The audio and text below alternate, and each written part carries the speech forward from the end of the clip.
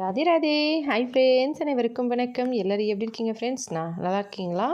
4 மணிக்கு அப்பா கிளம்புன அப்புறமா பசங்க வந்து கொஞ்ச நேரம் கழித்து எழுப்பி விட்டுட்டேன். எழுப்பி விட்ட உடனே 2 பேரும் வந்து விளையாட ஆரம்பிச்சிட்டாங்க. நான் வந்து படிக்க சொன்னேன். சரின்னு சொல்லிட்டு இவர் அந்த பக்கம் அவர் இந்த பக்கம்னு ஓடி வந்துக்கிட்டு விளையாடிட்டு இருந்தாங்க. அதுக்கப்புறம் 2 பேரும் படிக்க ஆரம்பிச்சிட்டாங்க. படித்த அப்புறம் டியூஷனுக்கு போயிட்டு வந்துட்டாங்க. எல்லா வேலையும் முடிச்சுட்டு நானும் வந்து காலையில் ஏதாவது சமைக்கலாம்னு சொல்லிவிட்டு சரி ரொம்ப நாள் ஆச்சு லாங் வீடியோ போட்டு அப்படின்னு சொல்லிவிட்டு லாங் வீடியோ பண்ணுறதுக்காக பழைய சாதத்தில் இட்லி மாவு எப்படி ரெடி பண்ணுறது தயிர் எல்லாம் இல்லாமல் அப்படின்னு சொல்லிட்டு ஒரு வீடியோ வந்து பண்ணியிருந்தேன். அதை வந்து நான் ஃபுல் வீடியோ அப்லோட் பண்ணியிருக்கேன். நீங்கள் பார்க்கலனாலும் பாருங்கள். இன்றைக்கி வந்து அப்லோட் பண்ணியிருக்கேன்.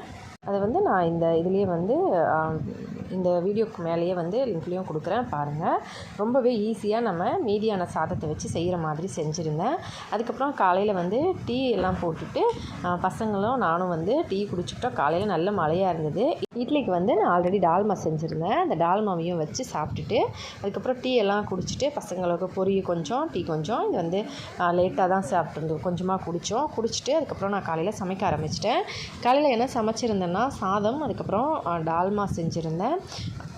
ஸ்கூல் வந்து இன்றைக்கி லீவ் விட்டுருந்தாங்க, மழையாக இருக்குது அப்படின்றதுனால. சரி ஸ்கூல் லீவ் விட்ட உடனே பசங்க வீட்டிலே விளையாடிட்டு இருந்தாங்க. நான் வந்து சாதம் செஞ்சுட்டு அதுக்கப்புறம் டால்மா. இதுக்கு வந்து ஒரு சின்ன சைட் டிஷ் என்னென்னா, இது ஊறுகாய், இலந்த ஊறுகாய் இருக்கு இல்லையா, அந்த இலந்த ஊறுகாய் வந்து கொஞ்சமாக அதில் உப்பு போட்டு தண்ணி ஊற்றி பிசைஞ்சிட்டோன்னா ஒரு சைட் டிஷ் மாதிரி இருக்கும் டேஸ்ட்டாக. அதை வந்து செஞ்சுருந்தேன். அதை வந்து இதோட சேர்த்துட்டு சாப்பிட்டுட்டோம். பசங்களுக்கு ஊட்டி விட்டுட்டேன். அதுக்கப்புறமா வந்து நான் சாப்பிட்றதுக்கு நான் வந்து தனியாக சாப்பாடு போட்டுட்டு வந்து உட்காந்தேன்.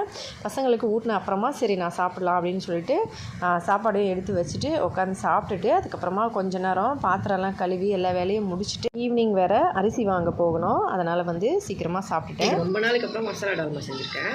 மசாலா டால்மாவில் வந்து உருளைக்கிழங்கு இஞ்சி பூண்டெல்லாம் போட்டு செய்வாங்க. ஒடிசாவில் வந்து இந்த மாதம் நாங்கள் சாப்பிடல அப்படின்றதுனால நான் போடல. வெறும் தக்காளி எல்லாம் வச்சு மசாலா டால்மா செஞ்சுருக்கேன். ஆனால் டேஸ்ட் வந்து நல்லா தான் இருக்குது. நானே சமைச்சிட்டு நானே நல்லா இருக்குன்னு சொல்லக்கூடாது, ஆனால் நல்லா இருக்கு.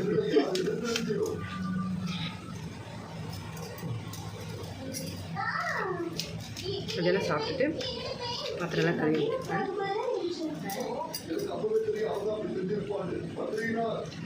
பசங்கக்கிட்ட சொல்லிவிட்டு பத்திரமா இருங்க வீட்டில், நான் போய் அரிசி வாங்கிட்டு வந்துடுறேன் அப்படின்னு சொல்லிட்டு கிளம்புனேன்.